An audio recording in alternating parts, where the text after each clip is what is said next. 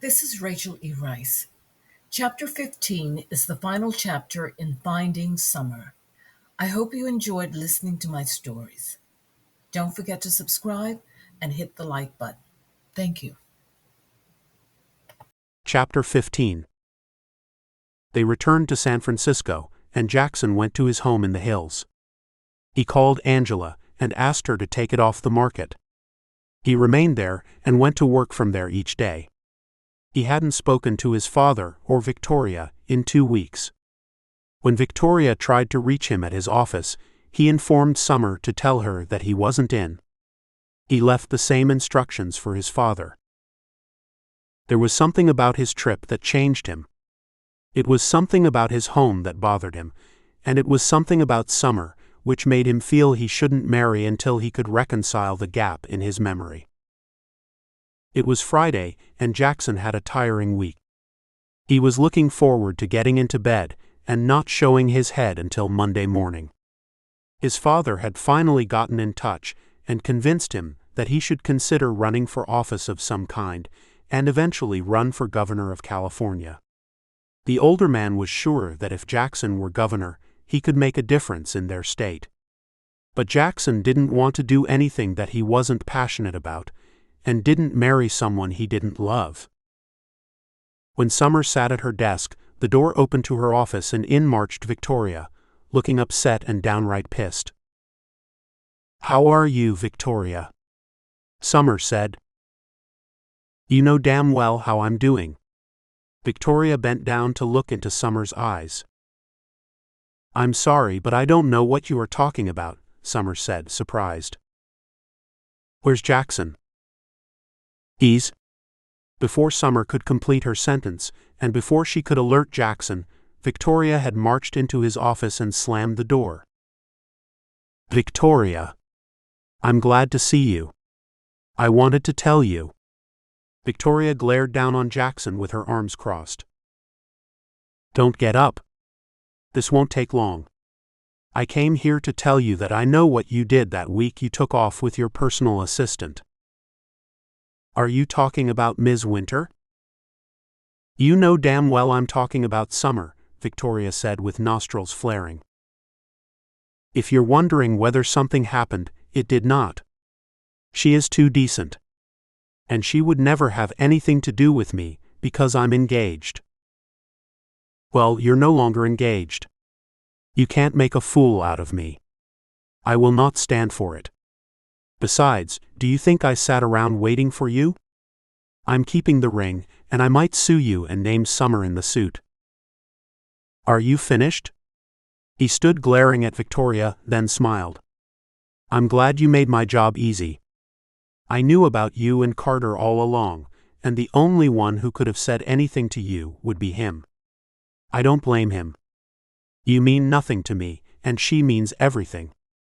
If you mention Summer's name, you won't have to sue me. I will sue you and your father for defamation of character, and you know who will win that case." He took her arm. "Please leave me." He showed Victoria to the door. Summer glanced up from the computer to see Victoria's cold face and wrinkled brow, and Jackson with a smile escaping his gorgeous face. He looked more handsome than at any time. It was as if a weight had been lifted from him, and he could breathe again. "Summer, please come to my office. It's not about business."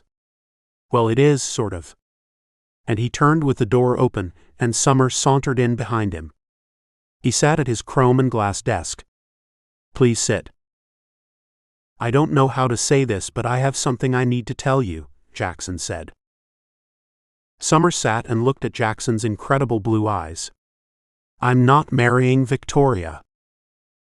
I knew something was wrong when she came in here. I hope she doesn't blame me for..." "You are not to blame yourself for anything. If you want to blame someone, blame me. I knew that we were not good together, but at my father's insistence, I made the choice. I should have told him no. I was trying to make him happy because I didn't know how many years he has left." Summer stared at Jackson. "I said all of that to say that I need a wife." Summer was hoping that he would tell her what she had been waiting for all of her life. That he loved her, and that he knew she was the young girl he had met years ago, and the woman who had brought him back from death. Instead of saying what she had longed to hear, he said, "As you well know, Summer, I am no longer engaged to Victoria. We don't need to discuss the dirty details of this because it's fodder for the newspaper, and I'm sure they will run their usual gossip column. This may take a while, Summer, or it could be over in a minute." He exhaled. "I have problems with my memory. I haven't been able to piece together the last few years of my life. That wasn't the problem I had with Victoria. The problem was that we are in love with two different people. I know who she loves, but I don't know who I love." He still couldn't remember her. And because of that, Summer was left empty. Summer sat quietly, searching his eyes for his answer. "Can't he see that it's me?" she thought. "I'm explaining this because I was asked to run for the state senate's race. I can make a difference as a state senator and perhaps a U.S. senator. It could mean I could go on to become governor of this state. Who knows where it may lead? And that's why you need a wife, Mr. Van Hughes?" Summer questioned. "When did we get back to calling each other by our last names?" Jackson queried. "I thought it would be better since you were engaged." "I'm no longer engaged, Summer. I have no ties to anyone, which brings me to what I want to ask you." Jackson paused and stared into Summer's face. "Feel free to reject me, but will you marry me?" Summer sat up and sat back in the chair. She didn't expect to hear this. "Jackson," he interrupted. "Hear me out. It will be a marriage of convenience. I need a wife, and I need one such as you. You are good with people, and I need someone who knows me well enough to put up with me leaving her for long periods of time. I promise you that if you marry me, I will never cheat on you. And I will be as loving as I can be. I can't promise you my love because I think I'm incapable of loving." "You are not incapable of love," Summer said. "I know we are young, and if at some point you can't take me or our arrangement, and you find someone who will love you and will give you the attention you deserve, then I will understand and we can part ways. What do you say?" "I don't know.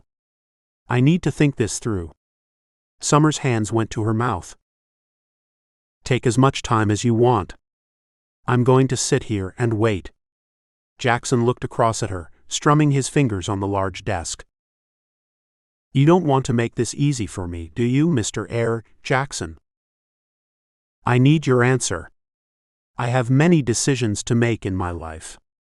You know me better than I know myself, and if I must spend my life with someone, I rather it is with you." Summer stared at Jackson. She wanted a proposal of marriage to be different.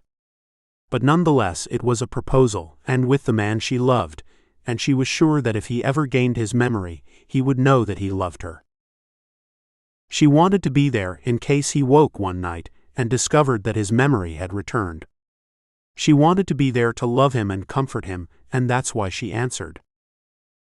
"Yes, I will marry you. One more thing." He looked at her with a sigh. "We can't go on a honeymoon. I have business. There is an oil and gas conference coming up in a few months, and I have to be there. I'm the keynote speaker. You need to be there too because I can't trust anyone but you." Maybe this was the chance she needed to help him remember something of his time with her. "Have you ever been to Houston?" Summer asked. "I know what you are doing, but it won't work. I haven't been to Houston, and I'm not going to spend my time trying to remember something I may want to forget. Besides, I'm getting married. Why I should rehash old memories where they could interfere with our life?" Summer thought she didn't have a life. Jackson would be tormented by the thoughts of a past love and never be able to love her fully in the present. She concluded that she should let it all go and convince him that she's the love of his life by being the wife he needs. Maybe one day he would come to her and they could fully love each other. However, she knew if he didn't discover on his own she was the one woman he dreamed of, she would have to leave him one day. She couldn't live with him as a friend. He would keep his promise of never having another woman, because he was devoted to an image that existed in his conscience. She knew of the passion he felt for the nameless and faceless woman. That alone would keep him faithful, but it would do little for the passion she held for him. A wedding was held at his father's estate. Jackson was relieved when Summer suggested they invite just a few friends and business acquaintances who were important to Jackson's political career. Summer acted like the dutiful bride, inviting the movers and shakers in Jackson's father's circle. She planned everything down to the crystal. The men and women backing Jackson's politics and his oil company in San Francisco and their spouses loved Summer because of her friendliness, and because she had traveled the world and had a level of sophistication that came from her experiences. If conversations about countries emerged, Summer could join in and contribute without being a bore. This was unlike Victoria, who thought that because her family was rich, there was nothing she could learn by leaving her country or doing anything that didn't involve shopping for clothes, jewelry, and cars. Everything Victoria wanted was in the state of California, so she saw no reason to venture anywhere else. As Summer danced with Jackson, she felt as if her dream had come true even if it wasn't complete. "You are beautiful," Jackson said, holding her and gazing into her eyes. When the music died, he excused himself to talk to a business partner. Summer sat chatting with Tiffany.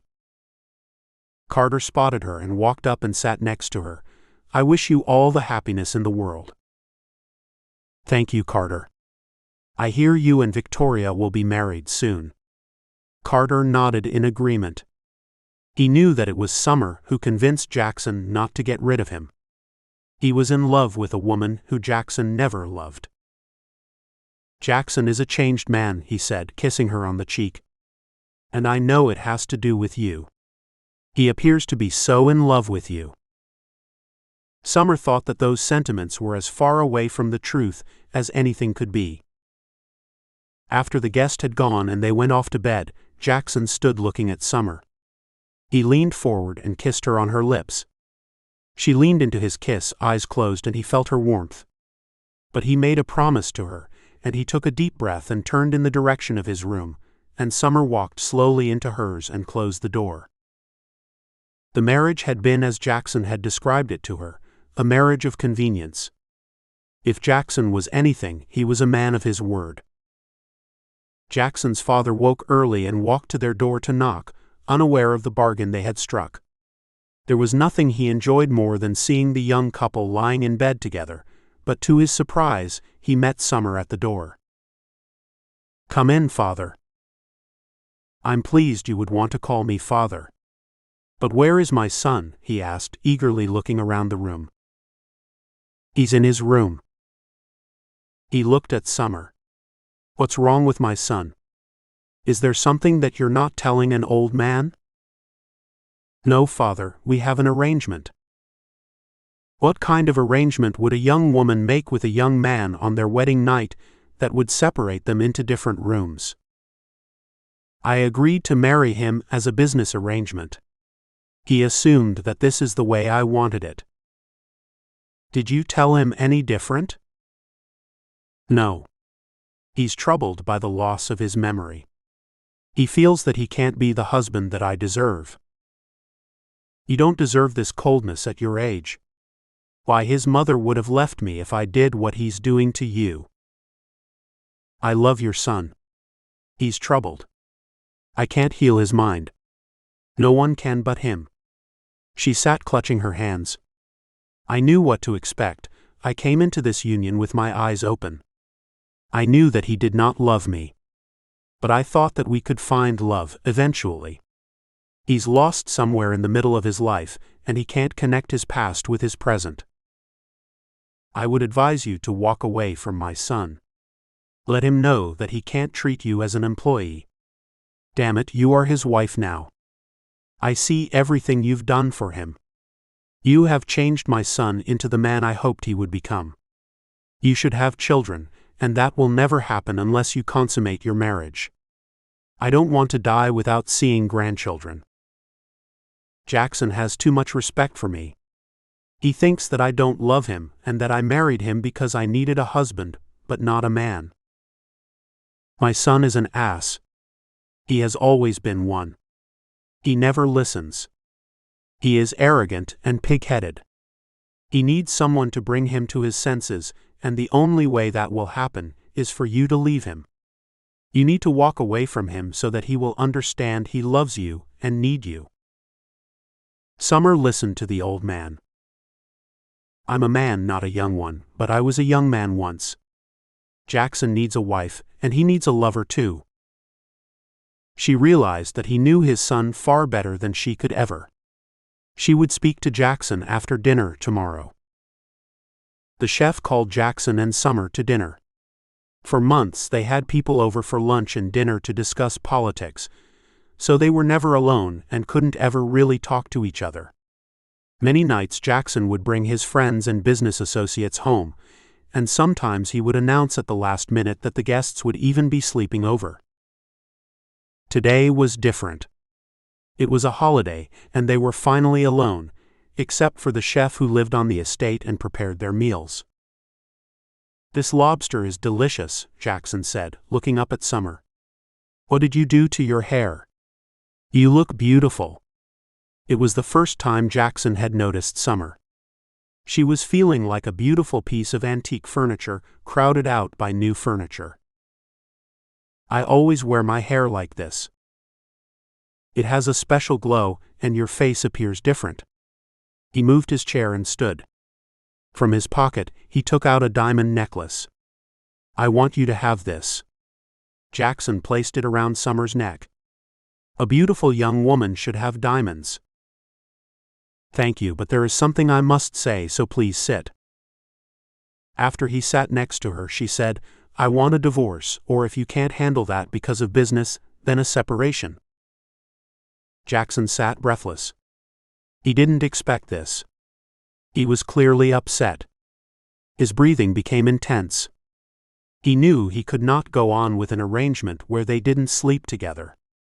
Many nights he wanted to rush into Summer's room and kiss her and make love to her. Many nights Summer would dress in her sheer nightgowns in the hopes that Jackson would open her door and lay his warm body down beside her, and they would embrace, and he would bring his needy, aroused body to hers, and she would satisfy him. She didn't know how long it would take before he realized whom she was, but she hadn't expected it to take this long, and now she wanted out.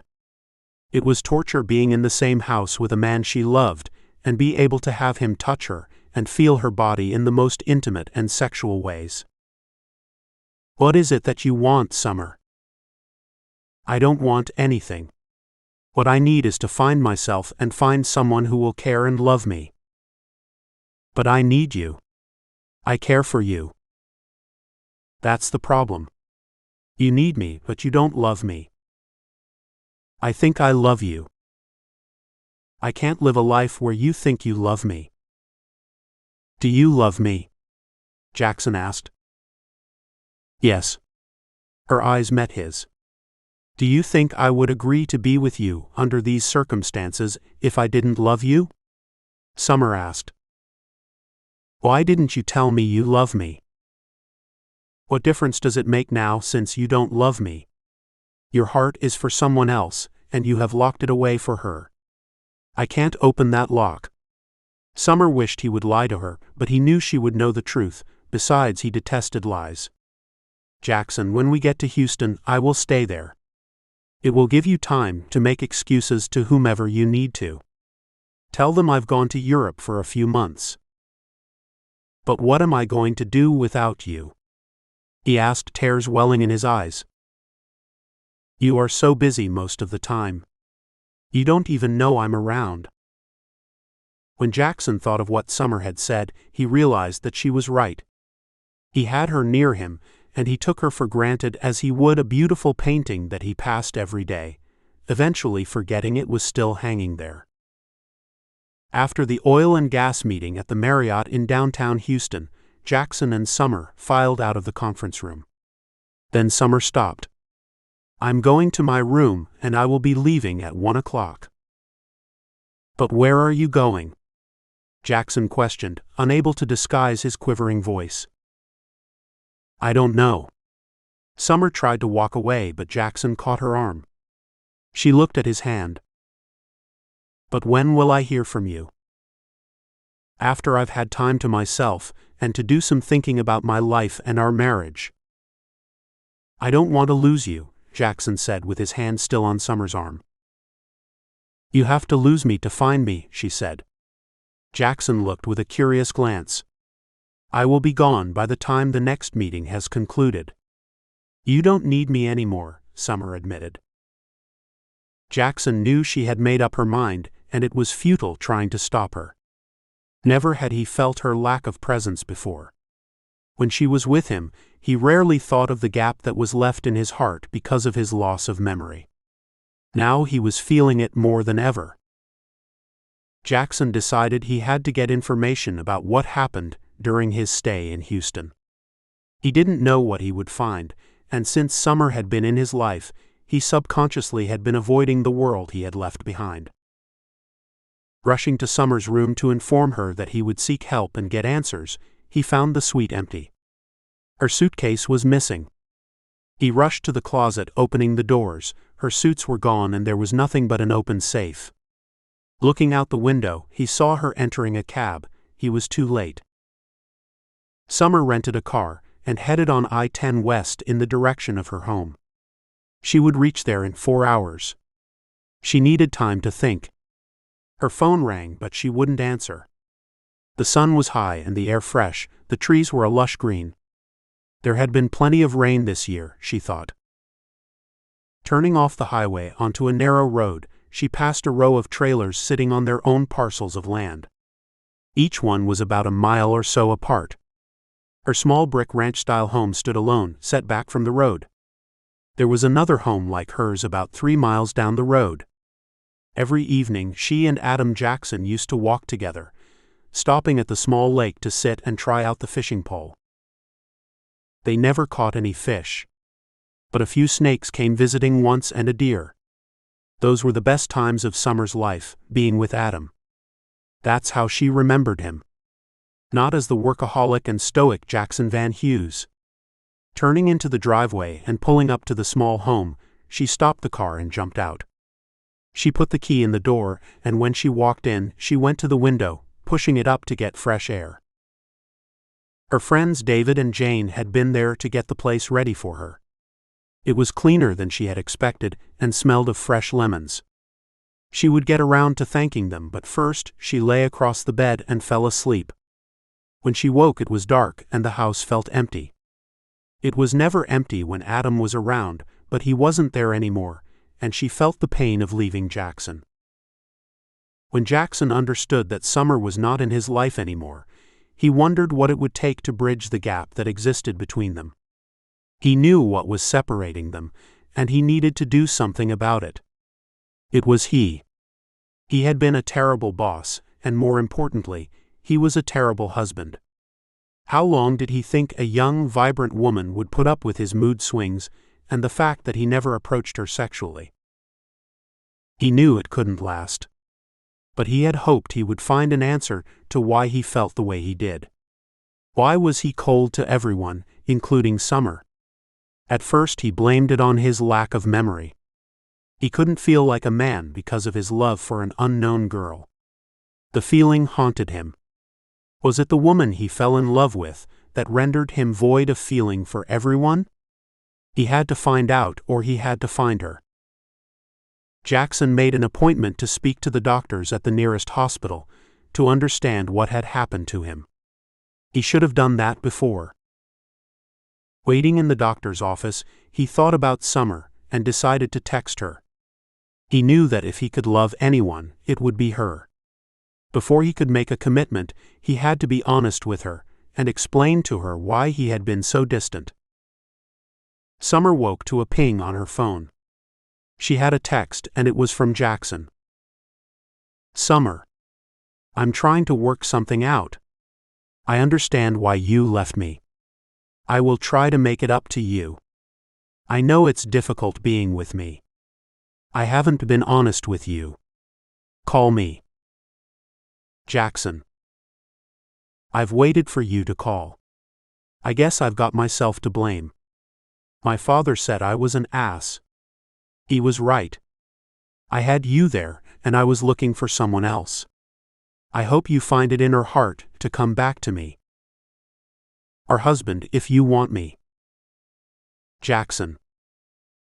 After a long talk with the doctor and an appointment with a colleague of his doctor in San Francisco, Jackson took a cab to rent a car.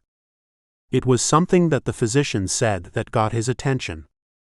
The doctor put Jackson under hypnosis, and he revealed that he had been living with a young woman.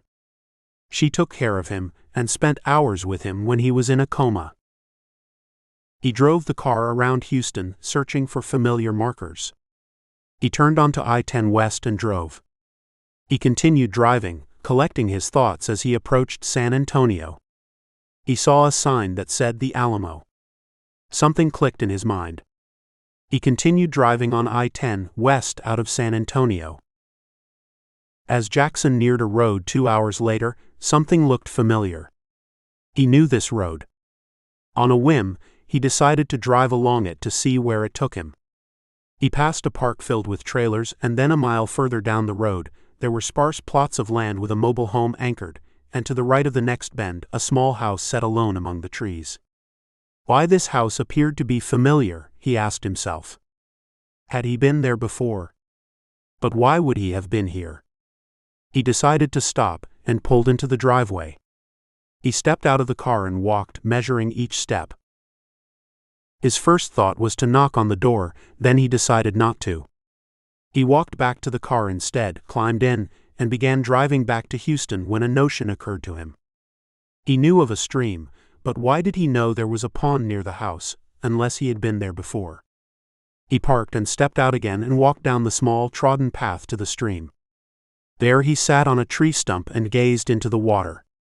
He threw rocks that made ripples on the surface. How calm and natural it felt. He had been there before, and with a woman, he thought. He remembered holding her hand. He looked at his hand, and he could see a girl placing her hand in his. A soft, small hand. He sat all day until he heard the rustle of grass and the sound of light footsteps coming in his direction. He heard someone singing a song. He recognized the song "Be Brave." She sung it loud, as if she wore earplugs and couldn't hear the magnitude of her voice. He turned on his heels and met the woman coming in his direction. She stopped when she saw Jackson, and he stood still and silent in one spot. The cool, fresh wind of the trees brushed past his face. He smelled the scent of fresh strawberries, and his face lifted upward, following the scent the wind blew his way. His face lit up and a smile washed across his strong jaw. The breeze ruffled his hair, and he tilted his head and whispered, "Summer." His voice grew louder, "Summer? Is that you, my angel?" Jackson walked closer where Summer stood, breathless. "Adam," Summer said softly. "I thought you would never find me." They rushed to each other's arms. He held her tight around her waist, lifting her to face him, and their eyes met. He held her lovingly, tenderly. "I said I would find you one day and marry you. I kept my promise. But I didn't know that I had already married you, and I had all I could ever want so close to me." Jackson's mind had healed. The past and present converged when they lay together that night and made love to each other.